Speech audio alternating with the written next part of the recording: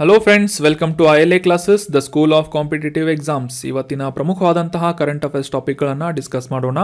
ILA classes ಧಾರವಾಡನಲ್ಲಿ ಹೊಸ ಬ್ಯಾಚ್ಗಳು ಪ್ರಾರಂಭವಾಗ್ತಾ ಇವೆ. ಹೊಸ KAS, PSI, PC ಬ್ಯಾಚ್ಗಳು ಪ್ರಾರಂಭವಾಗ್ತಾ ಇದ್ದು, ಇಂಟ್ರೆಸ್ಟ್ ಇರುವಂತಹ ಅಭ್ಯರ್ಥಿಗಳು ILA ಕ್ಲಾಸಸ್ ಗಟ್ಟು ಸ್ಕ್ವೇರ್ ಬಿಲ್ಡಿಂಗ್ನ ಸಪ್ತಾಪುರ ಬ್ರಾಂಚ್ಗೆ ಭೇಟಿ ನೀಡುವುದರ ಮೂಲಕ ಅಡ್ಮಿಷನ್ ಮಾಡ್ಕೋಬಹುದು. ನಿಮ್ಮ ಯಾವುದೇ ಕ್ವೇರೀಸ್ಗಳು ಇದ್ದರೆ ಕೆಳಗೆ ತಿಳಿಸಲಾದಂತಹ ಕಾಂಟ್ಯಾಕ್ಟ್ ನಂಬರನ್ನು ಸಂಪರ್ಕಿಸುವುದರ ಮೂಲಕ ಕ್ವೇರೀಸ್ಗಳನ್ನು ಕ್ಲಿಯರ್ ಮಾಡಿಕೊಂಡು ಅಡ್ಮಿಷನ್ ಮಾಡ್ಕೋಬಹುದಾಗಿದೆ.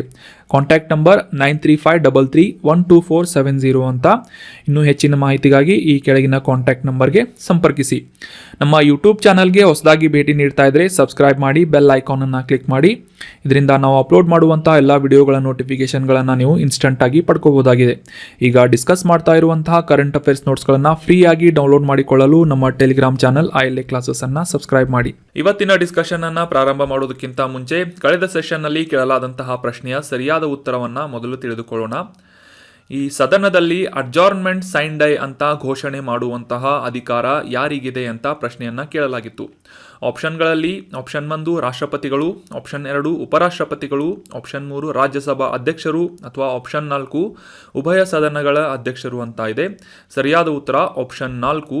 ಈ ಉಭಯ ಸದನದ ಅಧ್ಯಕ್ಷರು ಅಂತಂದರೆ ಲೋಕಸಭೆಯಲ್ಲಿ ಸ್ಪೀಕರ್ ಮತ್ತು ರಾಜ್ಯಸಭೆಯ ಚೇರ್ಮನ್ ಅಥವಾ ಈ ರಾಜ್ಯಸಭಾ ಅಧ್ಯಕ್ಷರಿಗೆ ಈ ಅಡ್ಜಾರ್ನ್ಮೆಂಟ್ ಸೈನ್ ಡೈ ಅಂತ ಘೋಷಣೆ ಮಾಡುವಂತಹ ಒಂದು ಅಧಿಕಾರ ಇರುತ್ತದೆ. ಮುಖ್ಯವಾಗಿ ಈ ಅಡ್ಜಾರ್ನ್ಮೆಂಟ್ ಸೈನ್ ಡೈ ಅಂತಂದರೆ ಏನು ಅಂತ ತಿಳ್ಕೊಳ್ಳೋದಾದರೆ, ಯಾವುದೇ ಒಂದು ಸದನದಲ್ಲಿ ಅಥವಾ ಈ ಸಂಸತ್ತಿನ ಕಲಾಪಗಳು ಕಂಪ್ಲೀಟ್ ಆದಂತಹ ದಿನದಂದು ಈ ಅಡ್ಜಾರ್ನ್ಮೆಂಟ್ ಸೈನ್ ಡೈ ಅಂತ ಮುಂದಿನ ಸದನದ ಒಂದು ನಿರ್ದಿಷ್ಟ ಅವಧಿಯನ್ನು ಸೂಚಿಸದೆ ಅನಿರ್ದಿಷ್ಟಾವಧಿಗೆ ಈ ಒಂದು ಸದನವನ್ನು ಮುಂದೂಡುವಂತಹ ಅಥವಾ ಕೊನೆಗೊಳಿಸುವಂತಹ ಒಂದು ಸ್ಟೇಟ್ಮೆಂಟ್ ಈ ಅಡ್ಜಾರ್ನ್ಮೆಂಟ್ ಸೈನ್ ಡೈ ಅಂತ ಗುರುತಿಸಲಾಗುತ್ತದೆ. ಸೊ ಇದನ್ನು ಆಲ್ರೆಡಿ ನೀವು ಕಾನ್ಸ್ಟಿಟ್ಯೂಷನ್ನಲ್ಲಿ ಓದಿರ್ತೀರಿ. ಸೊ ಅದಕ್ಕೆ ಈ ಒಂದು ಪ್ರಶ್ನೆಯನ್ನು ಕೇಳಲಾಗಿತ್ತು. ಆನ್ಸರ್ ಮಾಡಿದಂತಹ ಎಲ್ಲ ಸ್ಟೂಡೆಂಟ್ಸ್ಗಳಿಗೆ ಕಂಗ್ರ್ಯಾಚುಲೇಷನ್ಸ್. ಇದೇ ರೀತಿ ಡಿಸ್ಕಷನ್ನಲ್ಲಿ ಭಾಗವಹಿಸ್ತಾ ಇರಿ. ನಿಮ್ಮ ಆನ್ಸರ್ಗಳನ್ನು ಕಮೆಂಟ್ ಬಾಕ್ಸ್ನಲ್ಲಿ ಕಮೆಂಟ್ ಮಾಡ್ತಾ ಇರಿ ಅಂತ ಹೇಳ್ತಾ ಇವತ್ತಿನ ಪ್ರಶ್ನೆಯನ್ನು ನೋಡೋಣ. ಈ ಭಾರತೀಯ ರೈಲ್ವೆನಲ್ಲಿ ಹೊಸದಾಗಿ ಅನುಷ್ಠಾನಗೊಳ್ಳುತ್ತಿರುವಂತಹ ಈ ರೈಲ್ವೆ ಕವಚ್ ಅನ್ನುವ ವ್ಯವಸ್ಥೆಯ ಮುಖ್ಯ ಉದ್ದೇಶ ಏನು ಅಂತ ಪ್ರಶ್ನೆ ಇದೆ. ಕವಚ್ ಅನ್ನುವ ವ್ಯವಸ್ಥೆಯ ಮುಖ್ಯ ಉದ್ದೇಶ ಏನು ಅಂತ ತಿಳ್ಕೊಳ್ಳೋದಾದರೆ, ಆಪ್ಷನ್ಗಳಲ್ಲಿ ಈ ರೈಲ್ವೆನಲ್ಲಿ ಪ್ರಯಾಣಿಸುವಂತಹ ಪ್ರಯಾಣಿಕರಿಗೆ ವಿಮೆಯನ್ನು ಒದಗಿಸುವುದು ಈ ಕವಚ್ ಅನ್ನುವ ವ್ಯವಸ್ಥೆಯ ಮುಖ್ಯ ಉದ್ದೇಶ ಆಗಿದೆ ಅಂತ ಇದೆ. ಆಪ್ಷನ್ 2, ಈ ಪ್ರಯಾಣಿಸುವಾಗ ರೈಲ್ವೆಯಲ್ಲಿ ಪ್ರಯಾಣಿಸುವಂತಹ ಪ್ರಯಾಣಿಕರಿಗೆ ಆರೋಗ್ಯಕರ ಆಹಾರವನ್ನು ಒದಗಿಸುವ ಒಂದು ಉದ್ದೇಶವನ್ನು ಈ ಕವಚ್ ಅನ್ನುವ ವ್ಯವಸ್ಥೆ ಹೊಂದಿದೆ ಅಂತ ಇದೆ. ಆಪ್ಷನ್ 3, ಈ ರೈಲ್ವೆ ಪ್ರಯಾಣಿಕರಿಗೆ ವೈದ್ಯಕೀಯ ಸೌಲಭ್ಯಗಳನ್ನು ಒದಗಿಸುವುದು ಈ ಕವಚ್ ವ್ಯವಸ್ಥೆಯ ಮುಖ್ಯ ಉದ್ದೇಶ ಅಂತ ಇದೆ. ಅಥವಾ ಆಪ್ಷನ್ 4, ಸ್ವಯಂ ಚಾಲಿತ ರೈಲು ರಕ್ಷಣಾ ವ್ಯವಸ್ಥೆ ಈ ಕವಚ್ ಅನ್ನುವ ವ್ಯವಸ್ಥೆಯಾಗಿದೆ ಅಂತ ಇದೆ. ಸೊ ನಿಮ್ಮ ಉತ್ತರವನ್ನು ಕಮೆಂಟ್ ಬಾಕ್ಸ್ನಲ್ಲಿ ಕಮೆಂಟ್ ಮಾಡಿ. ಈ ರೈಲ್ವೆ ಕವಚ್ ಅನ್ನುವ ವ್ಯವಸ್ಥೆ ಈ ಕೆಳಗಿನ ಯಾವ ಆಪ್ಷನ್ಗಳಿಗೆ ಸರಿ ಹೊಂದುತ್ತದೆ ಅಂತ ಆನ್ಸರ್ಗಳನ್ನು ಕಮೆಂಟ್ ಮಾಡಿ. ಮುಂದಿನ ಸೆಷನ್ನಲ್ಲಿ ಇದರ ಕರೆಕ್ಟ್ ಆನ್ಸರನ್ನು ತಿಳಿದುಕೊಳ್ಳೋಣ. ಇನ್ನು ಇವತ್ತಿನ ಆರ್ಟಿಕಲ್ಗೆ ಸಂಬಂಧಪಟ್ಟಂತಹ ಪ್ರಶ್ನೆಯನ್ನು ನೋಡೋದಾದರೆ, ಈ ಕೆಳಗಿನ ಯಾವ ವರ್ಷದಲ್ಲಿ ಪ್ರಧಾನಮಂತ್ರಿ ಭಾರತೀಯ ಜನೌಷಧಿ ಕೇಂದ್ರಗಳನ್ನು ಪ್ರಾರಂಭ ಮಾಡಲಾಯಿತು? ಈ ಜನರಿಕ್ ಅಂಗಡಿಗಳನ್ನು ಪ್ರಾರಂಭ ಮಾಡಲಾಯಿತು ಸರ್ಕಾರದಿಂದ. ಈ ಪ್ರಧಾನಮಂತ್ರಿ ಜನೌಷಧಿ ಕೇಂದ್ರಗಳನ್ನು ಯಾವಾಗ ಪ್ರಾರಂಭ ಮಾಡಲಾಯಿತು ಅಂತ ಪ್ರಶ್ನೆ ಇದೆ. ಆಪ್ಷನ್ 1 2016ನೇ ಇಸ್ವಿ, ಆಪ್ಷನ್ ಬಿ 2014ನೇ ಇಸ್ವಿ, ಆಪ್ಷನ್ ಸಿ 2006ನೇ ಇಸ್ವಿ ಅಥವಾ ಆಪ್ಷನ್ ಡಿ 2008ನೇ ಇಸ್ವಿ ಅಂತ ಇದೆ. ಸರಿಯಾದ ಉತ್ತರ ಆಪ್ಷನ್ ಡಿ 2008ನೇ ಇಸವಿಯಲ್ಲಿ ಈ ಭಾರತದ ಪ್ರಧಾನಮಂತ್ರಿ ಭಾರತೀಯ ಜನೌಷಧಿ ಕೇಂದ್ರಗಳನ್ನು ಪ್ರಾರಂಭ ಮಾಡಲಾಯಿತು. ಮುಖ್ಯವಾಗಿ ಈ ಕೈಗೆಟುಕುವಂತಹ ಬೆಲೆಯಲ್ಲಿ ಬಡವರಿಗೆ ಮುಖ್ಯವಾಗಿ ಈ ಒಂದು ಔಷಧಿಗಳನ್ನು ಒದಗಿಸುವಂತಹ ಒಂದು ಕೇಂದ್ರಗಳನ್ನು ಈ ಜನೌಷಧಿ ಕೇಂದ್ರಗಳಂತ ಸ್ಥಾಪನೆ ಮಾಡಲಾಗಿತ್ತು 2008ರಲ್ಲಿ. ಸೊ ಕಾಂಟೆಕ್ಸ್ಟನ್ನು ಅರ್ಥ ಮಾಡ್ಕೊಳ್ಳೋದಾದರೆ, 2023 ಜನವರಿ 31ಕ್ಕೆ ಈ ಪ್ರಧಾನಮಂತ್ರಿ ಭಾರತೀಯ ಜನೌಷಧಿ ಕೇಂದ್ರಗಳು ಅಥವಾ PMBK ಅನ್ನುವ ಈ ಒಂದು ಪರಿಯೋಜನೆಯ ಅಡಿಯಲ್ಲಿ ಸುಮಾರು 9082 ಸಂಖ್ಯೆಯ ಈ ಕೇಂದ್ರಗಳನ್ನು ದೇಶದಾದ್ಯಂತ ಸ್ಥಾಪನೆ ಮಾಡಲಾಗಿದೆ ಅಂತ ಕೇಂದ್ರ ಆರೋಗ್ಯ ಸಚಿವರಿಂದ ಸ್ಟೇಟ್ಮೆಂಟನ್ನು ಅಥವಾ ಇನ್ಫಾರ್ಮೇಷನನ್ನು ಶೇರ್ ಮಾಡಲಾಗಿತ್ತು. ಸೊ ಹೀಗಾಗಿ ಈ ಪ್ರಧಾನಮಂತ್ರಿ ಭಾರತೀಯ ಜನೌಷಧಿ ಕೇಂದ್ರಗಳ ಕುರಿತಾದಂತಹ ಕೆಲವೊಂದಿಷ್ಟು ಪ್ರಮುಖ ಮಾಹಿತಿಗಳನ್ನು, ಅದರಲ್ಲೂ ಕೂಡ exam point of view important ಇರುವಂತಹ ಮಾಹಿತಿಗಳನ್ನು ತಿಳಿದುಕೊಳ್ಳೋಣ. 2008ನೇ ಇಸವಿ ನವೆಂಬರ್ನಲ್ಲಿ ಪ್ರಾರಂಭಗೊಂಡಂತಹ ಈ ಪ್ರಧಾನಮಂತ್ರಿ ಭಾರತೀಯ ಜನೌಷಧಿ ಕೇಂದ್ರಗಳು ಮುಖ್ಯವಾಗಿ ಜನೌಷಧಿ ಪರಿಯೋಜನೆ ಅನ್ನುವ ಒಂದು ಯೋಜನೆಯ ಅಡಿಯಲ್ಲಿ ಈ ಕೇಂದ್ರಗಳನ್ನು ಸ್ಥಾಪನೆ ಮಾಡಲಾಗಿತ್ತು. ಈ ಒಂದು ಯೋಜನೆಯನ್ನು ನಮ್ಮ ಕೇಂದ್ರದ ರಾಸಾಯನಿಕಗಳು ಮತ್ತು ರಸಗೊಬ್ಬರಗಳ ಸಚಿವಾಲಯದ ಫಾರ್ಮಾಸ್ಯೂಟಿಕಲ್ಸ್ ಡಿಪಾರ್ಟ್ಮೆಂಟ್ನಿಂದ ಪ್ರಾರಂಭ ಮಾಡಲಾಗಿತ್ತು. ಸೊ ಅಷ್ಟೇ ಅಲ್ಲದೆ ಈ ಒಂದು ಜನೌಷಧಿ ಕೇಂದ್ರಗಳನ್ನು ಪ್ರಾರಂಭ ಮಾಡುವಂತಹ ಮುಖ್ಯ ಉದ್ದೇಶವನ್ನು ಆಲ್ರೆಡಿ ತಿಳಿದುಕೊಂಡ ಹಾಗೆ ದೇಶದಲ್ಲಿ ವಾಸಿಸುವಂತಹ ಎಲ್ಲ ನಾಗರಿಕರು ಮತ್ತು ಮುಖ್ಯವಾಗಿ ಬಡವರಿಗೆ ಕೈಗೆಟುಕುವಂತಹ ದರದಲ್ಲಿ ಗುಣಮಟ್ಟದ ಔಷಧಗಳನ್ನು ಒದಗಿಸುವಂತಹ ಉದ್ದೇಶವನ್ನು ಮತ್ತು ಈ ಆರೋಗ್ಯ ಸಂರಕ್ಷಣೆಯಲ್ಲಿ ಜನರ ಜೇಬಿನಿಂದ ಹೊರಹೋಗುವಂತಹ ವೆಚ್ಚಗಳನ್ನು ಕಡಿಮೆ ಮಾಡುವಂತಹ ಒಂದು ಉದ್ದೇಶವನ್ನು ಇಟ್ಕೊಂಡು ಈ ಭಾರತೀಯ ಜನೌಷಧಿ ಕೇಂದ್ರಗಳನ್ನು 2008ನೇ ಇಸವಿಯಲ್ಲಿ ಇಂಟ್ರೊಡ್ಯೂಸ್ ಮಾಡಲಾಗಿತ್ತು. ಈ ಜನೌಷಧಿ ಕೇಂದ್ರಗಳನ್ನು ಜನರಿಕ್ ಔಷಧಗಳು ಅಂತ ಕೂಡ ಔಷಧಿ ಅಂಗಡಿಗಳು ಅಂತ ಕೂಡ ಕರೆಯಲಾಗ್ತಾ ಇದ್ದು, ಈ ಜನರಿಕ್ ಔಷಧಿಗಳನ್ನು ಕಡಿಮೆ ಬೆಲೆಯಲ್ಲಿ ಲಭ್ಯವಾಗುವಂತೆ ಮತ್ತು ಈ ಬಡವರಿಗೆ ಮುಖ್ಯವಾಗಿ ಈ ಗುಣಮಟ್ಟದ ಮತ್ತು ಪರಿಣಾಮಕಾರಿತ್ವದಲ್ಲಿ ಅಂದರೆ ಈ ಒಂದು ಬ್ರ್ಯಾಂಡೆಡ್ ಔಷಧಿಗಳಿಗೆ ಹೋಲಿಸಿದರೆ ಅದೇ ಒಂದು ಕಂಟೆಂಟನ್ನು ಕಡಿಮೆ ಬೆಲೆಯಲ್ಲಿ ಕ್ವಾಲಿಟಿ ಮತ್ತು ಎಫೆಕ್ಟಿವ್ ಆದಂತಹ ಒಂದು ಔಷಧಗಳನ್ನು ಒದಗಿಸುವಂತಹ ಒಂದು ಉದ್ದೇಶ ಈ ಪ್ರಧಾನಮಂತ್ರಿ ಭಾರತೀಯ ಜನೌಷಧಿ ಕೇಂದ್ರಗಳು ಮಾಡ್ತಾ ಇವೆ 2008ನೇ ಇಸ್ವಿಯಿಂದ. ಇನ್ನು ಈ ಜನೌಷಧಿ ಕೇಂದ್ರಗಳನ್ನು ಯಾರು ತೆರೆಯಬಹುದು ಅಂತ ತಿಳ್ಕೊಳ್ಳೋದಾದರೆ ರಾಜ್ಯ ಸರ್ಕಾರಗಳು ಅಥವಾ ಇತರ ಯಾವುದೇ ಸಂಸ್ಥೆಗಳಿಂದ ಮತ್ತು ಪ್ರತಿಷ್ಠಿತವಾದಂತಹ NGOಗಳು ಅಂತಂದರೆ ನಾನ್ ಗೌರ್ಮೆಂಟ್ ಆರ್ಗನೈಸೇಷನ್ಗಳು, ಟ್ರಸ್ಟ್ಗಳು ಅಥವಾ ಖಾಸಗಿ ಆಸ್ಪತ್ರೆಗಳು, ದತ್ತಿ ಸಂಸ್ಥೆಗಳು, ವೈದ್ಯರು ಅಥವಾ ನಿರುದ್ಯೋಗ ಹೊಂದಿರುವಂತಹ ಈ ಫಾರ್ಮಾಸಿಸ್ಟ್ಗಳಾಗಿರಬಹುದು, ವೈಯಕ್ತಿಕ ಉದ್ಯಮಿಗಳು ಮತ್ತು ಈ ಜನೌಷಧಿ ಕೇಂದ್ರದಲ್ಲಿ ಅರ್ಜಿ ಮಾಡಬಹುದಾದಂತಹ ಇತರ ಯಾವುದೇ ಇಂಟ್ರೆಸ್ಟೆಡ್ ವ್ಯಕ್ತಿಗಳು ಕೂಡ ಈ ಒಂದು ಜನೌಷಧಿ ಕೇಂದ್ರವನ್ನು ತೆರೆಯಬಹುದಾಗಿದೆ. ಆದರೆ ಒಂದು ಕಂಡೀಷನ್ ಏನು ಅಂತಂದರೆ ಅಲ್ಲಿ ಕೆಲಸ ಮಾಡುವಂತಹ ಈ ಒಂದು ಜನೌಷಧಿ ಕೇಂದ್ರದಲ್ಲಿ ಕೆಲಸ ಮಾಡುವಂತಹ ವ್ಯಕ್ತಿ ಈ B ಫಾರ್ಮಾ ಅಥವಾ D ಫಾರ್ಮಾ ಅನ್ನುವ ಪದವಿಯನ್ನು ಹೊಂದಿರುವಂತಹ ಫಾರ್ಮಾಸಿಸ್ಟ್ ಆಗಿರಬೇಕು. ಅವರನ್ನು ನೇಮಿಸಿಕೊಂಡು ಈ ಜನೌಷಧಿ ಕೇಂದ್ರಗಳನ್ನು ಯಾರು ಬೇಕಾದರೂ ತೆರೆಯಲು ಅರ್ಜಿಯನ್ನು ಗೌರ್ಮೆಂಟ್ಗೆ ಅಪ್ಲೈ ಮಾಡಬಹುದಾಗಿರುತ್ತೆ. So that was about detail information of Pradhan Mantri Bharatiya ಜನೌಷಧಿ ಕೇಂದ್ರ. ಇನ್ನು ಮುಂದಿನ ಆರ್ಟಿಕಲ್ಗೆ ಸಂಬಂಧಪಟ್ಟಂತಹ ಪ್ರಶ್ನೆಯನ್ನು ನೋಡೋದಾದರೆ, ಇತ್ತೀಚೆಗೆ ಯಾವ ರಾಜ್ಯದಲ್ಲಿ ಮ್ಯಾನ್ ಹೋಲ್ಗಳನ್ನು ಅಂತಂದರೆ ಚರಂಡಿ ಅಂತ ನಾವು ಕನ್ನಡದಲ್ಲಿ ಅರ್ಥ ಮಾಡ್ಕೋಬೋದು. ಸೊ ಈ ಮ್ಯಾನ್ ಹೋಲ್ಗಳನ್ನು ಸ್ವಚ್ಛಗೊಳಿಸುವಂತಹ ಉದ್ದೇಶದಿಂದ ರೋಬೋಟ್ಗಳನ್ನು ಅಳವಡಿಸಲಾಗಿದೆ ಅಂತ ಪ್ರಶ್ನೆ ಇದೆ. ಯಾವ ರಾಜ್ಯದಲ್ಲಿ ಮೊದಲ ಬಾರಿಗೆ ಈ ಮ್ಯಾನ್ ಹೋಲ್ಗಳನ್ನು ಸ್ವಚ್ಛಗೊಳಿಸಲು ರೋಬೋಟ್ಗಳನ್ನು ಉಪಯೋಗಿಸಲಾಗ್ತಾ ಇದೆ ಅಂತ ಪ್ರಶ್ನೆ ಇದ್ದು, option 1 Kerala, option 2 Delhi, option 3 Karnataka, option 4 Gujarat ಅಂತ ಇದೆ. ಸರಿಯಾದ ಉತ್ತರ ಆಪ್ಷನ್ 1 ಕೇರಳ ರಾಜ್ಯದಲ್ಲಿ ಮೊದಲ ಬಾರಿಗೆ ಈ ಮ್ಯಾನ್ ಹೋಲ್ಗಳು ಅಥವಾ ಈ ಚರಂಡಿಗಳನ್ನು ಸ್ವಚ್ಛಗೊಳಿಸುವಂತಹ ಉದ್ದೇಶದಿಂದ ರೋಬೋಟ್ಗಳನ್ನು ಬಳಸಲಾಗ್ತಾ ಇದೆ. ಮೊದಲ ಬಾರಿಗೆ ಈ ರೋಬೋಟ್ಗಳನ್ನು ಡೆಪ್ಲಾಯ್ ಮಾಡ್ತಾ ಇದ್ದು, ಸೊ ರೀಸೆಂಟಾಗಿ ಇದು ನ್ಯೂಸ್ನಲ್ಲಿತ್ತು. Option 1 Kerala is right answer. ಮೊದಲಿಗೆ ಕಾಂಟೆಕ್ಸ್ಟನ್ನು ಅರ್ಥ ಮಾಡ್ಕೊಳ್ಳೋದಾದರೆ, ಈ ರೋಬೋಟಿಕ್ ಸ್ಕ್ಯಾವೆಂಜರ್ ಅಥವಾ ಈ ಚರಂಡಿಯನ್ನು ಸ್ವಚ್ಛಗೊಳಿಸುವಂತಹ ರೋಬೋಟಿಕ್ ಸ್ಕ್ಯಾವೆಂಜರ್ ಇದರ ಹೆಸರು ಬ್ಯಾಂಡಿಕೂಟ್ ಅಂತ. ಸೊ ಈ ಒಂದು ರೋಬೋಟನ್ನು ಕೇರಳ ಸರ್ಕಾರದಿಂದ ಮೊದಲ ಬಾರಿಗೆ ಈ ದೇವಾಲಯದ ಪಟ್ಟಣವಾದಂತಹ ಗುರುವಾಯೂರಿನಲ್ಲಿ ಚರಂಡಿಗಳನ್ನು ಸ್ವಚ್ಛಗೊಳಿಸುವಂತಹ ಉದ್ದೇಶದಿಂದ ಈ ಒಂದು ರೋಬೋಟನ್ನು ಬಳಸಲಾಗ್ತಾ ಇದೆ. ಸೊ ಅಷ್ಟೇ ಅಲ್ಲದೆ ಈ ಒಂದು ರೋಬೋಟಿಕ್ ತಂತ್ರಜ್ಞಾನವನ್ನು ಬಳಸಿದಂತಹ ಮೊದಲ ರಾಜ್ಯ ಕೇರಳ ಆಗಿ ಗುರುತಿಸಲ್ಪಡ್ತಾ ಇದೆ. ಸೊ ಈ ಬ್ಯಾಂಡಿಕೂಟ್ ಅನ್ನುವ ಈ ಒಂದು ರೋಬೋಟ್ ಮುಖ್ಯವಾಗಿ ಇದರ ಒಂದು ಘಟಕವಾದಂತಹ ಟ್ರಾನ್ ಅನ್ನುವ ಒಂದು ಘಟಕ ಈ ಚರಂಡಿಗಳಲ್ಲಿ ಅಥವಾ ಮ್ಯಾನ್ ಹೋಲ್ಗಳಲ್ಲಿ ಪ್ರವೇಶ ಮಾಡುವುದಷ್ಟೇ ಅಲ್ಲದೆ ಈ ಮನುಷ್ಯರು ಯಾವ ರೀತಿ ತಮ್ಮ ಕೈಕಾಲುಗಳಿಂದ ಆ ಕೊಳಚೆಯನ್ನು ಸ್ವಚ್ಛಗೊಳಿಸುವಂತಹ ಕೆಲಸವನ್ನು ಮಾಡ್ತಾರೆ, ಅದೇ ರೀತಿಯಾದಂತಹ ಕೆಲಸವನ್ನು ಈ ರೋಬೋಟಿಕ್ ಆರ್ಮ್ಸ್ಗಳು ಕೆಲಸ ಮಾಡುವಂತೆ ಇವುಗಳನ್ನು ಸಿದ್ಧಪಡಿಸಲಾಗಿದೆ, ಡಿಸೈನ್ ಆ್ಯಂಡ್ ಡೆವಲಪ್ ಮಾಡಲಾಗಿದೆ. ಅಷ್ಟೇ ಅಲ್ಲದೆ ಈ ರೋಬೋಟ್ಗಳು ವಾಟರ್ ರೆಸಿಸ್ಟೆನ್ಸ್ ಅಥವಾ ಜಲ ನಿರೋಧಕವಾಗಿದ್ದು ಈ HD ವಿಷನ್ ಕ್ಯಾಮರಾಗಳನ್ನು ಕೂಡ ಇದರಲ್ಲಿ ಅಳವಡಿಸಲಾಗಿದೆ. ಅಷ್ಟೇ ಅಲ್ಲದೆ ಈ ಚರಂಡಿಗಳಲ್ಲಿ ಹಾನಿಕಾರಕ ಅನಿಲಗಳನ್ನು ಪತ್ತೆ ಹಚ್ಚುವಂತಹ ಒಂದು ಸಂವೇದಕಗಳು ಅಥವಾ ಸೆನ್ಸಾರ್ಗಳನ್ನು ಕೂಡ ಇದರಲ್ಲಿ ಅಳವಡಿಸಲಾಗಿದೆ. ಇದೇ ರೀತಿಯಾದಂತಹ ಪ್ರಯತ್ನವನ್ನು ಮೊದಲಿಗೆ ಈ ಕೇರಳದ ತಿರುವನಂತಪುರಂನಲ್ಲಿ 2018ರಲ್ಲಿ ಮಾಡಲಾಗಿತ್ತು.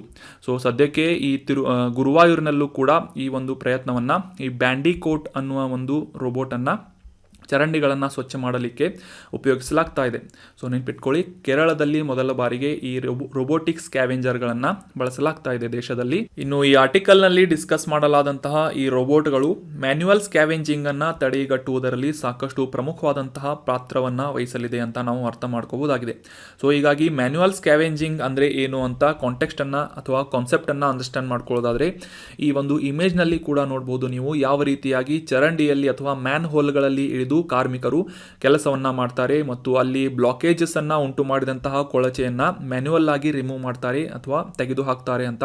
ಸೊ ಈ ಒಂದು ಪ್ರೊಸೆಸ್ನಲ್ಲಿ ಸಾಕಷ್ಟು ಕಾರ್ಮಿಕರು ತಮ್ಮ ಜೀವವನ್ನ ಕಳೆದುಕೊಂಡಿದ್ದಾರೆ. ಸೊ ಹೀಗಾಗಿ ಆ ಒಂದು ಮ್ಯಾನ್ಯುವಲ್ ಸ್ಕ್ಯಾವೆಂಜಿಂಗ್ ಅನ್ನುವ ಪ್ರೊಸೆಸ್ ಅನ್ನ ತಡೆಗಟ್ಟುವಂತಹ ನಿಟ್ಟಿನಲ್ಲಿ ಸರ್ಕಾರದಿಂದ ಮ್ಯಾನ್ಯುವಲ್ ಸ್ಕ್ಯಾವೆಂಜಿಂಗ್ ಆಕ್ಟ್ ಅಂತ 2013ರಲ್ಲಿ ಜಾರಿಗೊಳಿಸಲಾಗಿತ್ತು ಈ ಒಂದು ಕಾಯ್ದೆಯನ್ನ. ಇದರ ಒಂದು ಕಾಯ್ದೆಯ ಒಂದು ಹೆಸರನ್ನ ತಿಳ್ಕೊಳ್ಳೋದಾದ್ರೆ ಮ್ಯಾನ್ಯುವಲ್ ಸ್ಕ್ಯಾವೆಂಜರ್ಗಳ ಉದ್ಯೋಗದ ನಿಷೇಧ ಮತ್ತು ಅವರ ಪುನರ್ವಸತಿ ಮಾಡುವಂತಹ ಕಾಯ್ದೆ 2013 ಅನ್ನುವ ಕಾಯ್ದೆಯನ್ನು 2013ನೇ ಇಸವಿಯಲ್ಲಿ ಪ್ರಾರಂಭ ಮಾಡಲಾಗಿತ್ತು ಅಥವಾ ಜಾರಿಗೊಳಿಸಲಾಗಿತ್ತು. ಸೊ ಇದು ಜಾರಿಗೆ ಬಂದಂತಹ ವರ್ಷ 6/12/2013. ಸೊ ಮುಖ್ಯವಾಗಿ ಈ ಒಂದು ಮ್ಯಾನ್ಯುವಲ್ ಸ್ಕ್ಯಾವೆಂಜ್ ಅನ್ನ ದೇಶದಾದ್ಯಂತ ಈ ಒಂದು ನಿಷೇಧಿತ ಚಟುವಟಿಕೆಗಾಗಿ ಗುರುತಿಸುವಂತಹ ಕಾಯ್ದೆ ಈ ಮ್ಯಾನ್ಯುವಲ್ ಸ್ಕ್ಯಾವೆಂಜಿಂಗ್ ಕಾಯ್ದೆ ಆಗಿದೆ. ಅಷ್ಟೇ ಅಲ್ಲದೆ ಈ ಮೇಲೆ ತಿಳಿಸಲಾದಂತಹ ದಿನಾಂಕದಿಂದ ಯಾವುದೇ ವ್ಯಕ್ತಿ ಅಥವಾ ಏಜೆನ್ಸಿ ಕೂಡ ಈ ಮ್ಯಾನ್ಯುವಲ್ ಸ್ಕ್ಯಾವೆಂಜಿಂಗ್ ಅನ್ನುವ ಪ್ರೋಸೆಸ್ನಲ್ಲಿ ತೊಡಗಿಕೊಂಡು ಈ ಡ್ರೈನೇಜ್ಗಳನ್ನು ಅಥವಾ ಮ್ಯಾನ್ ಹೋಲ್ಸ್ಗಳಲ್ಲಿ ಇಳಿದು ಈ ಮ್ಯಾನ್ಯುವಲ್ ಆಗಿ ಆ ಒಂದು ಕೊಳಚೆಯನ್ನು ತೆಗೆಯುವಂತಹ ಕೆಲಸವನ್ನು ನಿಷೇಧ ಮಾಡುವಂತಹ ಆಕ್ಟ್ ಅಥವಾ ಕಾಯ್ದೆ ಈ ಮ್ಯಾನ್ಯುವಲ್ ಸ್ಕ್ಯಾವೆಂಜಿಂಗ್ ಆಕ್ಟ್ ಆಗಿದೆ. ಈ ಕಾಯ್ದೆಯನ್ನು ಜಾರಿಗೊಳಿಸಿದ್ರೂ ಸಹ ದೇಶದಾದ್ಯಂತ ಈ ಒಂದು ಮ್ಯಾನ್ಯುವಲ್ ಸ್ಕ್ಯಾವೆಂಜಿಂಗ್ ಇನ್ನೂ ಕೂಡ ಚಾಲ್ತಿಯಲ್ಲಿದೆ. ಸಾಕಷ್ಟು ಜನ ಈ ಒಂದು ಮ್ಯಾನ್ಯುವಲ್ ಸ್ಕ್ಯಾವೆಂಜಿಂಗ್ನಲ್ಲಿ ತೊಡಗಿದಂತಹ ಜನ ತಮ್ಮ ಜೀವವನ್ನು ಕಳೆದುಕೊಳ್ತಾ ಇದ್ದಾರೆ. ಸೊ ಹೀಗಾಗಿ ಈ ಒಂದು ರೋಬೋಟ್ಸ್ಗಳನ್ನು ಈ ಒಂದು ಸ್ಕ್ಯಾವೆಂಜಿಂಗ್ ಮಾಡುವಂತಹ ಉದ್ದೇಶದಿಂದ ಬಳಸಿಕೊಳ್ಳುವುದರಿಂದ ಇದರಿಂದ ಸಾಕಷ್ಟು ಜನರ ಒಂದು ಜೀವವನ್ನು ಉಳಿಸುವುದಕ್ಕೆ ಸಹಾಯ ಆಗುತ್ತೆ ಅಂತ ಕೂಡ ನಾವು ಅಂಡರ್ಸ್ಟ್ಯಾಂಡ್ ಮಾಡ್ಕೋಬಹುದಾಗಿದೆ. ಈ ರೀತಿಯಾದಂತಹ ಪಾಯಿಂಟ್ಸ್ಗಳನ್ನು ನೀವು ಆಬ್ಜೆಕ್ಟಿವ್ ಕ್ವಶನ್ ಸಲುವಾಗಿ ಮಾತ್ರ ಓದಬೇಡಿ. ಈ ಒಂದು ಕಾನ್ಸೆಪ್ಟನ್ನು ಮತ್ತು ಇಲ್ಲಿ 2013ರ ಈ ಮ್ಯಾನ್ಯುವಲ್ ಸ್ಕ್ಯಾವೆಂಜಿಂಗ್ ಕಾಯ್ದೆಯನ್ನು ನೆನ್ಪಿಟ್ಕೊಳ್ಳಿ, ನೋಟ್ ಮಾಡಿ ಇಟ್ಕೊಳ್ಳಿ. ಈ ಪಾಯಿಂಟ್ಸ್ಗಳನ್ನು ಯಾವ ರೀತಿಯಾಗಿ ನಮ್ಮ ಸ್ವಚ್ಛ ಭಾರತ್ ಅಭಿಯಾನದಲ್ಲಿ ಯಾವ ರೀತಿಯಾಗಿ ಈ ಒಂದು ಮ್ಯಾನ್ಯುವಲ್ ಸ್ಕ್ಯಾವೆಂಜಿಂಗ್ ಅನ್ನು ತಡೆಗಟ್ಟುವಂತಹ ನಿಟ್ಟಿನಲ್ಲಿ ಕೇರಳದಲ್ಲಿ ಮೊದಲ ಬಾರಿಗೆ ಈ ರೋಬೋಟಿಕ್ ಸ್ಕ್ಯಾವೆಂಜರ್ಗಳನ್ನು ಬಳಸಲಾಗ್ತಾ ಇದೆ ಅಂತ ಕಂಪಲ್ಸರಿಯಾಗಿ ಮೆನ್ಷನ್ ಮಾಡಿ, ಈ ಸ್ವಚ್ಛ ಭಾರತ್ ಅಭಿಯಾನ ಮತ್ತು ನೈರ್ಮಲ್ಯಕ್ಕೆ ಸಂಬಂಧಪಟ್ಟಂತಹ ಯಾವುದೇ ರೀತಿಯಾದಂತಹ ಎಸ್ಸೆಗಳು ಬಂದರೂ ಕೂಡ ಈ ಪಾಯಿಂಟನ್ನು ಕಂಪಲ್ಸರಿಯಾಗಿ ಮೆನ್ಷನ್ ಮಾಡಿ ಅಂತ ಹೇಳ್ತಾ ಮುಂದಿನ ಪ್ರಶ್ನೆಯನ್ನು ನೋಡೋಣ. ಅಂತಾರಾಷ್ಟ್ರೀಯ ನ್ಯಾಯಾಲಯ ಅಥವಾ ಇಂಟರ್ನ್ಯಾಷನಲ್ ಕೋರ್ಟ್ ಆಫ್ ಜಸ್ಟಿಸ್ ಅಂತ ನೀವೆಲ್ಲ ಓದಿರ್ತೀರಿ. ಸೊ ಅದಕ್ಕೆ ಸಂಬಂಧಪಟ್ಟಂತಹ ಪ್ರಶ್ನೆ ಏನು ಅಂತಂದರೆ, ಇದರ ಹೆಡ್ ಕ್ವಾರ್ಟರ್ ಎಲ್ಲಿದೆ ಅಂತ ನಮಗೆಲ್ಲ ಗೊತ್ತಿದೆ. ಸೊ ಆ ರೀತಿಯಾದಂಥ ಹಳೆ ಕ್ವಶನ್ಗಳನ್ನು ಎಕ್ಸಾಮ್ನಲ್ಲಿ ಕೇಳೋದಿಲ್ಲ. ಸೊ ಹೀಗಾಗಿ ಈ ಅಂತಾರಾಷ್ಟ್ರೀಯ ನ್ಯಾಯಾಲಯದಲ್ಲಿ ಅಧಿಕೃತವಾಗಿ ಬಳಸಲಾಗುವಂತಹ ಭಾಷೆಗಳು ಯಾವುವು ಅಂತ ಪ್ರಶ್ನೆ ಇದೆ. ಆಪ್ಷನ್ 1 ಇಂಗ್ಲಿಷ್ ಮತ್ತು ಅರೇಬಿಕ್, ಆಪ್ಷನ್ 2 ಪೋರ್ಚುಗೀಸ್ ಮತ್ತು ಸ್ಪ್ಯಾನಿಷ್, ಆಪ್ಷನ್ 3 ಇಂಗ್ಲಿಷ್ ಮತ್ತು ಫ್ರೆಂಚ್, ಅಥವಾ ಆಪ್ಷನ್ 4 ಇಂಗ್ಲಿಷ್ ಮಾತ್ರ ಅಂತ ಇದೆ. ಸೊ ಸರಿಯಾದ ಉತ್ತರ ಆಪ್ಷನ್ 3 ಇಂಗ್ಲಿಷ್ ಮತ್ತು ಫ್ರೆಂಚ್ ಭಾಷೆಗಳನ್ನು ಮಾತ್ರ ಈ ಅಂತಾರಾಷ್ಟ್ರೀಯ ನ್ಯಾಯಾಲಯದಲ್ಲಿ ಅಧಿಕೃತವಾಗಿ ಬಳಸಲಾಗುತ್ತದೆ. Option 3 English and French is right answer. ಈ ಇಂಟರ್ನ್ಯಾಷನಲ್ ಕೋರ್ಟ್ ಆಫ್ ಜಸ್ಟಿಸ್ ರೀಸೆಂಟಾಗಿ ನ್ಯೂಸ್ನಲ್ಲಿ ಯಾಕಿತ್ತು ಅಂತ ಮೊದಲಿಗೆ ಕಾಂಟೆಕ್ಸ್ಟನ್ನು ಅರ್ಥ ಮಾಡ್ಕೊಳ್ತಾದ್ರೆ, ಈ ದಕ್ಷಿಣ ಪೆಸಿಫಿಕ್ ಮಹಾಸಾಗರದಲ್ಲಿ ದ್ವೀಪ ರಾಷ್ಟ್ರವಾದಂತಹ ವನುವಾಟು ನೇತೃತ್ವದ ಈ 16 ರಾಷ್ಟ್ರಗಳ ಗುಂಪು ಈ ಹವಾಮಾನ ಬದಲಾವಣೆಯ ಸಮಸ್ಯೆಯ ವಿರುದ್ಧ ಹೋರಾಡುವಂತಹ ಪ್ರಯತ್ನದಲ್ಲಿ ಈ ಅಂತಾರಾಷ್ಟ್ರೀಯ ನ್ಯಾಯಾಲಯದಿಂದ ಸಲಹೆಯನ್ನು ಪಡೆಯುವಂತಹ ಮತ್ತು ಒಪಿನಿಯನ್ನನ್ನು ಪಡೆಯುವಂತಹ, ಮುಖ್ಯವಾಗಿ ಈ ಹವಾಮಾನ ಬದಲಾವಣೆಯ ಸಮಸ್ಯೆಯ ಮೇಲೆ ಯಾವ ರೀತಿಯಾಗಿ ಈ ಒಂದು ಸಮಸ್ಯೆಯನ್ನು ಪರಿಹರಿಸಬಹುದು ಅಂತ ಅಂತಾರಾಷ್ಟ್ರೀಯ ನ್ಯಾಯಾಲಯದ ಮೊರೆ ಹೋಗಿದ್ದಾರೆ ಅಂತ ರೀಸೆಂಟಾಗಿ ನ್ಯೂಸ್ನಲ್ಲಿತ್ತು. ಸೊ ಆದರೆ ನಮಗೆ exam point of view important ಇರೋದೇನು ಅಂತಂದರೆ ಕಾಂಟೆಕ್ಸ್ಟ್ ಅಲ್ಲ, ಅದರ ಬ್ಯಾಕ್ಗ್ರೌಂಡ್ ಆದಂತಹ international court of justice. So ಹೀಗಾಗಿ ಈ ಅಂತಾರಾಷ್ಟ್ರೀಯ ನ್ಯಾಯಾಲಯದ ಕುರಿತಾದಂತಹ ಕೆಲವೊಂದಿಷ್ಟು ಪ್ರಮುಖ ಮಾಹಿತಿಗಳನ್ನು ಈ ಒಂದು ಆರ್ಟಿಕಲ್ನಲ್ಲಿ ಡಿಸ್ಕಸ್ ಮಾಡೋಣ. ವಿಶ್ವ ನ್ಯಾಯಾಲಯ ಅಂತ ಕೂಡ ಈ ಇಂಟರ್ನ್ಯಾಷನಲ್ ಕೋರ್ಟ್ ಆಫ್ ಜಸ್ಟಿಸ್ ಅಥವಾ ಅಂತಾರಾಷ್ಟ್ರೀಯ ನ್ಯಾಯಾಲಯವನ್ನು ಕರೆಯಲಾಗುತ್ತದೆ. ಇದು ವಿಶ್ವಸಂಸ್ಥೆಯ ಅಥವಾ ಯುನೈಟೆಡ್ ನೇಷನ್ನ ಪ್ರಮುಖವಾದಂತಹ ನ್ಯಾಯಾಂಗ ಬಾಡಿ ಅಥವಾ ನ್ಯಾಯಾಂಗದ ಅಂಗವಾಗಿದೆ. ಸೊ ಅಷ್ಟೇ ಅಲ್ಲದೆ ಇದನ್ನು ಸ್ಥಾಪನೆ ಮಾಡಿದಂತಹ ವರ್ಷವನ್ನು ನೋಡೋದಾದರೆ ಜೂನ್ 1945 ಯುನೈಟೆಡ್ ನೇಷನ್ನ ಚಾರ್ಟರ್ನ ಅಡಿಯಲ್ಲಿ ಏಪ್ರಿಲ್ 1946ರಲ್ಲಿ ಅಂತಾರಾಷ್ಟ್ರೀಯ ನ್ಯಾಯಾಲಯ ಅಥವಾ ಇಂಟರ್ನ್ಯಾಷನಲ್ ಕೋರ್ಟ್ ಆಫ್ ಜಸ್ಟಿಸನ್ನು ಪ್ರಾರಂಭ ಮಾಡಲಾಯಿತು. ಸೊ ಈ ನ್ಯಾಯಾಲಯದ ಪೀಠ ಎಲ್ಲಿದೆ ಅಂತಂದರೆ ಈ ನೆದರ್ಲ್ಯಾಂಡ್ನ ಹೇಗ್ ಅನ್ನುವ ನಗರದಲ್ಲಿ ಪೀಸ್ ಪ್ಯಾಲೇಸ್ ಅನ್ನುವ ಕಟ್ಟಡದಲ್ಲಿ ಅಥವಾ ಬಿಲ್ಡಿಂಗ್ನಲ್ಲಿ ಈ ಅಂತಾರಾಷ್ಟ್ರೀಯ ನ್ಯಾಯಾಲಯ ಲೊಕೇಟ್ ಆಗಿದೆ. ನೆನ್ಪಿಟ್ಕೊಳ್ಳಿ, ನೆದರ್ಲ್ಯಾಂಡ್ನ ಹೇಗ್ ಅನ್ನುವ ನಗರದಲ್ಲಿ ಪೀಸ್ ಪ್ಯಾಲೇಸ್ನಲ್ಲಿ ಈ ಅಂತಾರಾಷ್ಟ್ರೀಯ ನ್ಯಾಯಾಲಯ ಲೊಕೇಟ್ ಆಗಿದೆ. ಸೊ ಅಷ್ಟೇ ಅಲ್ಲದೆ ಈ ಯುನೈಟೆಡ್ ನೇಷನ್ ಅಥವಾ ವಿಶ್ವಸಂಸ್ಥೆಯ ಪ್ರಮುಖವಾದಂತಹ 6 ಅಂಗಗಳಲ್ಲಿ ಈ ಅಂತಾರಾಷ್ಟ್ರೀಯ ನ್ಯಾಯಾಲಯ ಏನಿದೆ ಇದರ ಹೆಡ್ ಕ್ವಾರ್ಟರ್ ಅಥವಾ ಇದರ ಪೀಠ ಏನಿದೆ ಈ ಯುನೈಟೆಡ್ ಸ್ಟೇಟ್ಸ್ನಿಂದ ಹೊರಗಿರುವಂತಹ ಒಂದೇ ಒಂದು ಅಂಗವಾಗಿದೆ.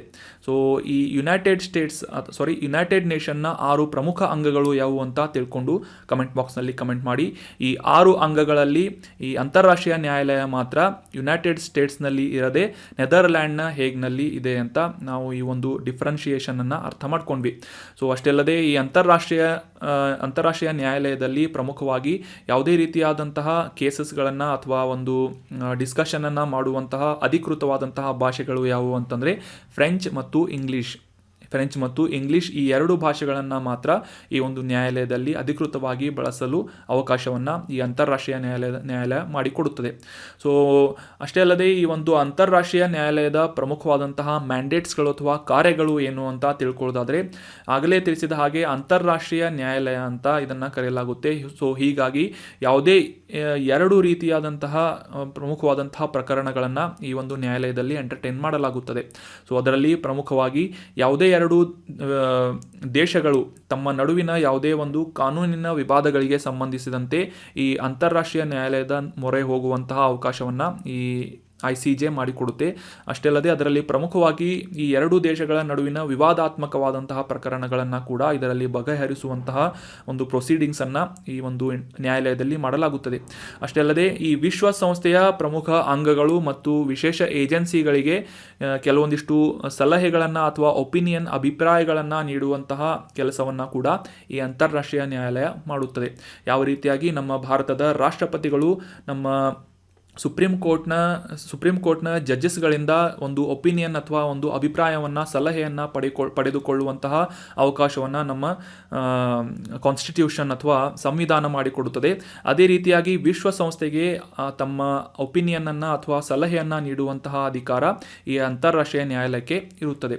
ಅಷ್ಟೇ ಅಲ್ಲದೆ ಈ ಒಂದು ವಿವಾದಾತ್ಮಕವಾದಂತಹ ಪ್ರಕರಣಗಳಲ್ಲಿ ಈ ಅಂತಾರಾಷ್ಟ್ರೀಯ ನ್ಯಾಯಾಲಯದಿಂದ ನೀಡಲಾದಂತಹ ತೀರ್ಪುಗಳು ಅಂತಿಮವಾಗಿರುತ್ತವೆ ಮತ್ತು ಈ ಪ್ರಕರಣದಲ್ಲಿ ಭಾಗಿಯಾದಂತಹ ಕಕ್ಷಿದಾರರಿಗೆ ಮೇಲ್ಮನವಿಯನ್ನು ಮಾಡುವಂತಹ ಯಾವುದೇ ಒಂದು ಅವಕಾಶ ಇರುವುದಿಲ್ಲ. ಆ ಒಂದು ತೀರ್ಪಿಗೆ ಬದ್ಧವಾಗುವಂತಹ ಒಂದು ಮ್ಯಾಂಡೇಟ್ ಅಥವಾ ಒಂದು ಬೈಂಡಿಂಗ್ ಆದಂತಹ ಜಜ್ಮೆಂಟ್ ಈ ಅಂತಾರಾಷ್ಟ್ರೀಯ ನ್ಯಾಯಾಲಯ ಮಾಡಿಕೊಡುತ್ತದೆ. ಇನ್ನು ಈ ಅಂತಾರಾಷ್ಟ್ರೀಯ ನ್ಯಾಯಾಲಯದಲ್ಲಿ ಭಾಗವಹಿಸುವಂತಹ ನ್ಯಾಯಾಧೀಶರ ಸಂಖ್ಯೆಯನ್ನು ನೋಡೋದಾದರೆ ಪ್ರತಿ 9 ವರ್ಷಗಳಿಗೆ ಚುನಾಯಿತರಾಗುವಂತಹ 15 ನ್ಯಾಯಾಧೀಶರನ್ನು ಅಂತಾರಾಷ್ಟ್ರೀಯ ನ್ಯಾಯಾಲಯ ಒಳಗೊಂಡಿರುತ್ತದೆ. ಮುಖ್ಯವಾಗಿ ಈ ಒಂದು ನ್ಯಾಯಾಲಯದಲ್ಲಿ ಜಡ್ಜ್ ಆಗಬೇಕು ಅಂತಂದರೆ 15 ನ್ಯಾಯಾಧೀಶರಲ್ಲಿ ಒಬ್ಬರಾಗಬೇಕು ಅಂತಂದರೆ ಮುಖ್ಯವಾಗಿ ವಿಶ್ವಸಂಸ್ಥೆಯ ಸಾಮಾನ್ಯ ಸಭೆ, ಯುನೈಟೆಡ್ ನೇಷನ್ನ ಜನರಲ್ ಅಸೆಂಬ್ಲಿ ಮತ್ತು ಯುನೈಟೆಡ್ ನೇಷನ್ನ ಸೆಕ್ಯೂರಿಟಿ ಕೌನ್ಸಿಲ್ ಅಥವಾ ಭದ್ರತಾ ಮಂಡಳಿ ಈ 2 ಸಂಸ್ಥೆಗಳಲ್ಲೂ ಕೂಡ ಸಂಪೂರ್ಣವಾದಂತಹ ಬಹುಮತವನ್ನು ಪಡೆದಂತಹ ವ್ಯಕ್ತಿಗೆ ಈ ಒಂದು 15 ನ್ಯಾಯಾಧೀಶರಲ್ಲಿ ಒಬ್ಬರಾಗುವಂತಹ ಒಂದು ಅವಕಾಶ ಇರುತ್ತದೆ. ಸೊ ಈ ನ್ಯಾಯಾಧೀಶರಾದಂತಹ ವ್ಯಕ್ತಿ 9 ವರ್ಷಗಳ ಅವಧಿಯವರೆಗೆ ಜಡ್ಜ್ ಆಗಿ ಈ ಒಂದು ಅಂತಾರಾಷ್ಟ್ರೀಯ ನ್ಯಾಯಾಲಯದಲ್ಲಿ ಸೇವೆಯನ್ನು ಸಲ್ಲಿಸ್ತಾರೆ. ಅಷ್ಟೇ ಅಲ್ಲದೆ ಪ್ರತಿ 3 ವರ್ಷಗಳಿಗೆ ಒಮ್ಮೆ 1/3 ಭಾಗದಷ್ಟು ಈ ನ್ಯಾಯಾಲಯದ ಜಡ್ಜಸ್ಗಳನ್ನು ಚೇಂಜ್ ಮಾಡಲಾಗುತ್ತೆ. ಅಂತಂದರೆ ಈ 15ರಲ್ಲಿ 5 ನ್ಯಾಯಾಧೀಶರನ್ನು ಪ್ರತಿ 3 ವರ್ಷಗಳಿಗೊಮ್ಮೆ ಬದಲಾಯಿಸಲಾಗುತ್ತದೆ. ಸೊ ಒಮ್ಮೆ ನ್ಯಾಯಾಧೀಶರಾದಂತಹ ವ್ಯಕ್ತಿಯನ್ನು ಮರು ಚುನಾವಣೆ ಮಾಡುವಂತಹ ಒಂದು ಅನುಕೂಲ ಕೂಡ ಈ ಒಂದು ಅಂತಾರಾಷ್ಟ್ರೀಯ ನ್ಯಾಯಾಲಯದಲ್ಲಿ ಇರುತ್ತದೆ. So that was about detail information of international court of justice. ಈಗ ಕೇಳಲಾದಂತಹ ಪ್ರಶ್ನೆಯ ಸರಿಯಾದ ಉತ್ತರವನ್ನು ಕಮೆಂಟ್ ಬಾಕ್ಸ್ನಲ್ಲಿ ಕಮೆಂಟ್ ಮಾಡಿ. ವಿಶ್ವಸಂಸ್ಥೆಯ 6 ಪ್ರಮುಖವಾದಂತಹ ಅಂಗಗಳು ಯಾವುವು ಅಂತ ಕಮೆಂಟ್ ಬಾಕ್ಸ್ನಲ್ಲಿ ಕಮೆಂಟ್ ಮಾಡಿ. ಇನ್ನು ಮುಂದಿನ ಪ್ರಶ್ನೆಯನ್ನು ನೋಡೋದಾದರೆ ಈ ಪ್ರಸಿದ್ಧವಾದಂತಹ ಕರಕಟ್ಟಂ ಅನ್ನುವ ಜನಪ್ರಿಯ ಜಾನಪದ ನೃತ್ಯ ಯಾವ ರಾಜ್ಯದಲ್ಲಿ ಪರ್ಫಾರ್ಮ್ ಮಾಡಲಾಗುತ್ತದೆ, ಯಾವ ರಾಜ್ಯದಲ್ಲಿ ಇದು ಪ್ರಸಿದ್ಧವಾಗಿದೆ ಅಂತ ಈ ಕರಕಟ್ಟಂ ನೃತ್ಯದ ಬಗ್ಗೆ ಈ ಒಂದು ಆರ್ಟಿಕಲ್ನಲ್ಲಿ ಡಿಸ್ಕಸ್ ಮಾಡೋಣ. ಅದಕ್ಕಿಂತ ಮುಂಚೆ ಯಾವ ರಾಜ್ಯ ಅಂತ ಪ್ರಶ್ನೆಯ ಉತ್ತರವನ್ನು ತಿಳಿದುಕೊಳ್ಳೋಣ. Option 1 Tamil Nadu, option 2 Karnataka, option 3 Telangana ಅಥವಾ ಆಪ್ಷನ್ 4 ಮೇಲಿನ ಎಲ್ಲವೂ ಅಂತ ಇದೆ. ಸೊ ಸರಿಯಾದ ಉತ್ತರ ಆಪ್ಷನ್ 1 ತಮಿಳುನಾಡಿನಲ್ಲಿ ಈ ಕರಕಟ್ಟಂ ಅನ್ನುವ ಒಂದು ಪ್ರಸಿದ್ಧವಾದಂತಹ ಜನಪದ ನೃತ್ಯ ನಾವು ನೋಡಬಹುದಾಗಿದೆ, ಕಾಣಬಹುದಾಗಿದೆ. So option 1 Tamil Nadu is right answer. ಈ ಕರಕಟ್ಟಂ ಅನ್ನುವ ಈ ನೃತ್ಯ ನ್ಯೂಸ್ನಲ್ಲಿ ಬಂದಿತ್ತು ಯಾಕೆ ಅಂತ ಕಾಂಟೆಕ್ಸ್ಟನ್ನು ಅರ್ಥ ಮಾಡ್ಕೊಳ್ಳೋದಾದರೆ, ಈ ಕರಕಟ್ಟಂ ನೃತ್ಯಗಾರ್ತಿಯಾದಂತಹ ಈ ವಿ ದುರ್ಗಾದೇವಿ ಅವರಿಗೆ ಇತ್ತೀಚೆಗೆ ಉಸ್ತಾದ್ ಬಿಸ್ಮಿಲ್ಲಾ ಖಾನ್ ಯುವ ಪುರಸ್ಕಾರವನ್ನು, ಆ ಒಂದು ಪ್ರಶಸ್ತಿಯನ್ನು ನೀಡಲಾಗಿದೆ. ಸೊ ಹೀಗಾಗಿ ನಮ್ಮ ಭಾರತದ ಪ್ರಧಾನಮಂತ್ರಿಯವರಿಂದ ಈ ಪ್ರಶಸ್ತಿ ವಿಜೇತರಾದಂತಹ ವಿ ದುರ್ಗಾದೇವಿ ಅವರಿಗೆ ಅಭಿನಂದನೆಯನ್ನು ಸಲ್ಲಿಸಲಾಗಿದೆ ಅಂತ ಕಾಂಟೆಕ್ಸ್ಟ್ನಲ್ಲಿ ಅಥವಾ ನ್ಯೂಸ್ನಲ್ಲಿ ಬಂದಿತ್ತು. ಸೊ ಹೀಗಾಗಿ ಈ ಕರಕಟ್ಟಂ ಅನ್ನುವ ನೃತ್ಯ ನ್ಯೂಸ್ನಲ್ಲಿರೋದ್ರಿಂದ ಇದಕ್ಕೆ ಸಂಬಂಧಪಟ್ಟಂತಹ ಕೆಲವೊಂದಿಷ್ಟು ಪ್ರಮುಖ ಅಂಶಗಳನ್ನು ಈ ಒಂದು ಆರ್ಟಿಕಲ್ನಲ್ಲಿ ಡಿಸ್ಕಸ್ ಮಾಡೋಣ. ಮುಖ್ಯವಾಗಿ ಈ ಮರಿಯಮ್ಮನ್ ಅನ್ನುವ ದೇವಿಯನ್ನು ಆರಾಧನೆ ಮಾಡುವಂತಹ ಒಂದು ಉದ್ದೇಶದಿಂದ ಈ ನೃತ್ಯವನ್ನು ಪರ್ಫಾರ್ಮ್ ಮಾಡಲಾಗುತ್ತದೆ. ಸೊ ಈ ಒಂದು ಉತ್ಸವದಲ್ಲಿ ರೋಡ್ ಶೋಗಳು ಮತ್ತು ಇತರ ಸಮ್ಮೇಳನಗಳು ಮತ್ತು ಈ ಜಾನಪದ ನೃತ್ಯಗಳ ರೂಪವಾಗಿ ಈ ಕರಕಟ್ಟಂ ಅನ್ನುವ ನೃತ್ಯವನ್ನು ಪರ್ಫಾರ್ಮ್ ಮಾಡಲಾಗುತ್ತೆ, ಪ್ರದರ್ಶನ ಮಾಡಲಾಗುತ್ತದೆ.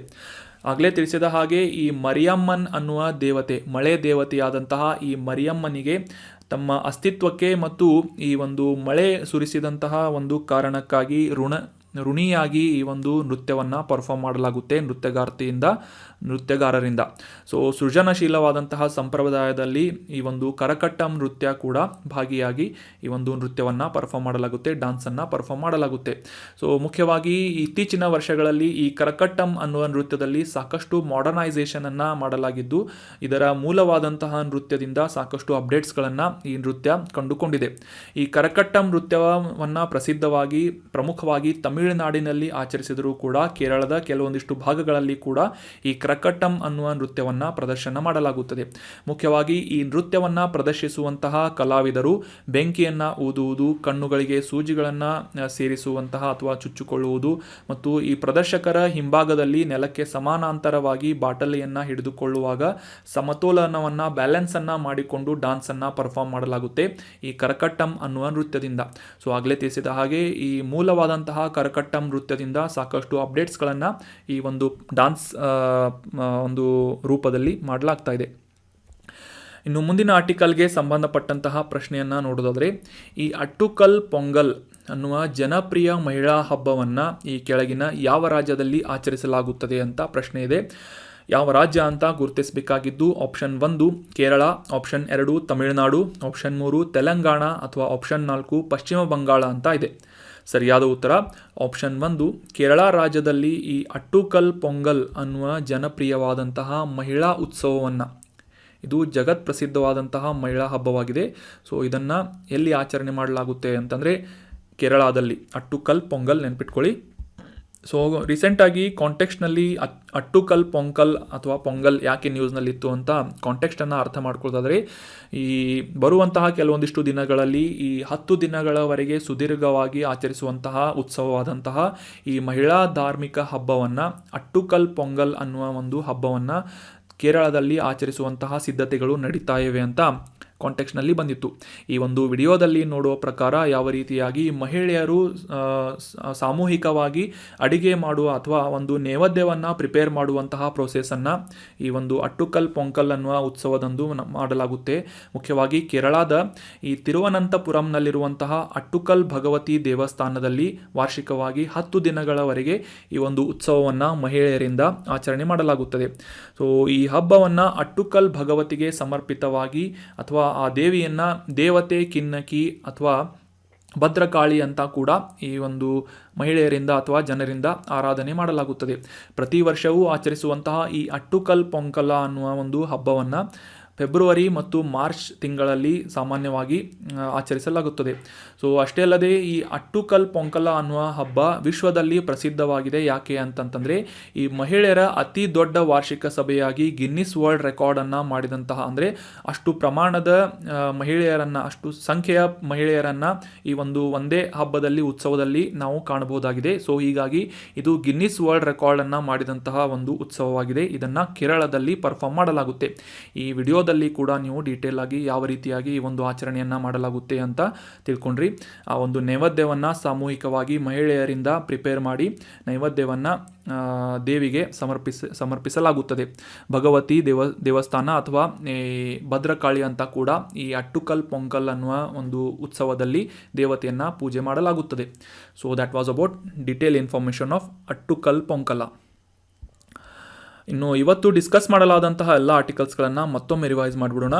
ಮೊದಲನೇ ಆರ್ಟಿಕಲ್ನಲ್ಲಿ ಪ್ರಧಾನಮಂತ್ರಿ ಭಾರತೀಯ ಜನೌಷಧಿ ಕೇಂದ್ರ, ಇದಕ್ಕೆ ಸಂಬಂಧಪಟ್ಟಂತಹ 2008ರಿಂದ ಯಾವ ರೀತಿಯಾಗಿ ಈ ಒಂದು ಜನೌಷಧಿ ಕೇಂದ್ರಗಳು ಬಡವರಿಗೆ ಕೈಗೆಟುಕುವಂತಹ ದರದಲ್ಲಿ ಆರೋಗ್ಯ ರಕ್ಷಣೆಗಾಗಿ ಔಷಧಿಗಳನ್ನು ಒದಗಿಸ್ತಾ ಇವೆ ಮತ್ತು ಯಾವ ರೀತಿಯಾಗಿ ಈ ಕೇಂದ್ರಗಳನ್ನು ಸ್ಥಾಪನೆ ಮಾಡಬಹುದು ಮತ್ತು ಯಾವ ಒಂದು ಸಚಿವಾಲಯದ ಅಡಿಯಲ್ಲಿ ಈ ಕೇಂದ್ರಗಳು ಸ್ಥಾಪನೆಯಾಗ್ತಾ ಇವೆ ಅಂತ ಡೀಟೇಲ್ ಆಗಿ ಅಂಡರ್ಸ್ಟ್ಯಾಂಡ್ ಮಾಡ್ಕೊಂಡ್ವಿ. ಜನರಿಕ್ ಔಷಧಗಳ ಬಗ್ಗೆ ಈ ಒಂದು ಆರ್ಟಿಕಲ್ನಲ್ಲಿ ಡಿಸ್ಕಸ್ ಮಾಡಿದ್ವಿ.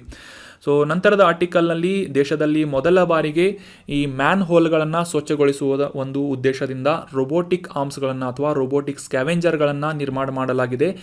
ಕೇರಳದಲ್ಲಿ ಮೊದಲ ಬಾರಿಗೆ ಈ ರೀತಿಯಾದಂತಹ ಪ್ರಯತ್ನವನ್ನು ಮಾಡಲಾಗಿದೆ ಅಂತ ತಿಳ್ಕೊಂಡ್ವಿ. ನಂತರ ಮ್ಯಾನ್ಯುವಲ್ ಸ್ಕ್ಯಾವೆಂಜಿಂಗ್ ಮತ್ತು ಈ ಮಾನವನ ಮಲವನ್ನು ಎತ್ತುವಂತಹ ನೈರ್ಮಲೀಕರಣ ಮಾಡುವಂತಹ ಈ ಒಂದು ಕಾನ್ಸೆಪ್ಟನ್ನು ಈ ಒಂದು ಆರ್ಟಿಕಲ್ನಲ್ಲಿ ಡಿಸ್ಕಸ್ ಮಾಡಿದ್ವಿ.